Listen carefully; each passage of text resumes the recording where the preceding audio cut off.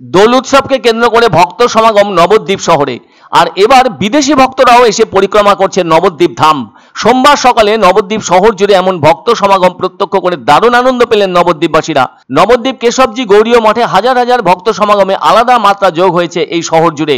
জানা গেছে এই নবদ্বীপে প্রত্যেক বছরই 35 থেকে 40 হাজার ভক্তের সমাগম হয়ে থাকে। কেননা 8ই মার্চ থেকে 14ই মার্চ নবদ্বীপ কোলের ডাঙ্গা কেশবজি গৌড়ীয় মঠের উদ্যোগে অনুষ্ঠিত হতে চলেছে নবদ্বীপ ধাম পরিক্রমা। এমনিতেই দোল উৎসব একটি জনপ্রিয় ও তাৎপর্যপূর্ণ উৎসব, যা বসন্ত উৎসব বা রঙের উৎসব নামেও পরিচিত।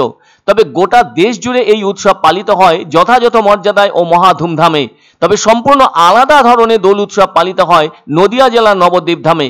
কেননা এই নবদ্বীপেই জন্মগ্রহণ করেছিলেন স্বয়ং শ্রী চৈতন্যদেব বা গৌরাঙ্গ মহাপ্রভু। তিনি জন্মগ্রহণ করেছিলেন এই দোল পূর্ণিমা বা গৌর পূর্ণিমাতে। সে কারণে এবছর গৌরাঙ্গ মহাপ্রভুর 540তম আবির্ভাব তিথি পালিত হবে দোল পূর্ণিমার দিন। ফলে মন্দির ও বৈষ্ণব নগরী নবদ্বীপে এই দোল উৎসব বা দোল পূর্ণিমার গুরুত্ব অনেক বেশি। আসলে এই নবদ্বীপ শহর জুড়ে রয়েছে অসংখ্য মঠ মন্দির। আর এই দোল উৎসব উপলক্ষে বিভিন্ন মঠ মন্দিরের উদ্যোগে আয়োজিত হয়ে থাকছে নবদ্বীপ মণ্ডল পরিক্রমা। এছাড়াও যে সমস্ত মঠ মন্দির এই নবদ্বীপ ধাম পরিক্রমার আয়োজন করে থাকে তার একদম দোল এবং কোলের ডাঙ্গা রোড কেশবজি গৌড়ীয় মঠ। এমনটা এই প্রথম নয়, দোল উৎসব উপলক্ষে প্রত্যেক বছরই এই মন্দিরের উদ্যোগে আয়োজন করা হয় বিভিন্ন ধর্মীয় অনুষ্ঠান সহ নবদ্বীপ ধাম পরিক্রমা। আর এই অনুষ্ঠানে যোগ দিতে ভারতের নানা প্রান্তের পাশাপাশি বিশ্বের বিভিন্ন দেশ থেকেও প্রচুর ভক্তের সমাগম ঘটে।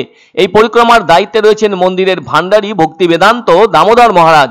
তিনি জানান, প্রত্যেক বছরের মতো এবছরও নবদ্বীপ কোলের ডাঙ্গা রোডের কেশবজি গৌড়ীয় মঠের উদ্যোগে দোল উৎসব উপলক্ষে নবদ্বীপ ধাম পরিক্রমার আয়োজন করা হয়েছে। এখনো পর্যন্ত 7-8 হাজার ভক্ত এসে উপস্থিত হয়েছেন। আর এই পরিক্রমা চলবে 14ই মার্চ পর্যন্ত। অন্যান্য বছর 35-40 হাজার ভক্তের সমাগম ঘটেছিল। তবে এবছর বিদেশের বহু ভক্তের পাসপোর্ট ভিসার কিছু সমস্যার কারণে কিছুটা কম হবে ভক্তদের সমাগম। সেই সংখ্যা 20-25 হাজার হতে পারে।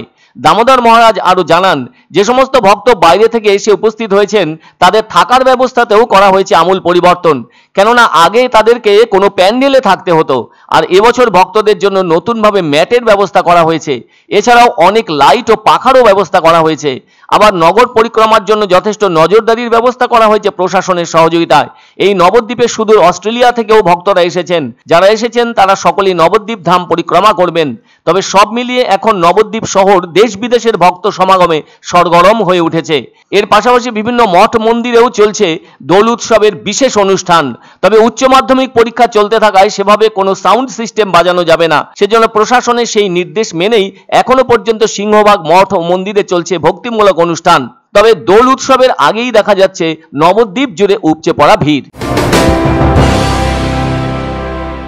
এক অন্য অনুভূতির স্পর্শ পাওয়া যায় রয়কো ব্র্যান্ডের গেঞ্জি ও জাঙ্গিয়ায়। তাই ছোট বড় সবার পছন্দ রয়কো গেঞ্জি ও জাঙ্গিয়া।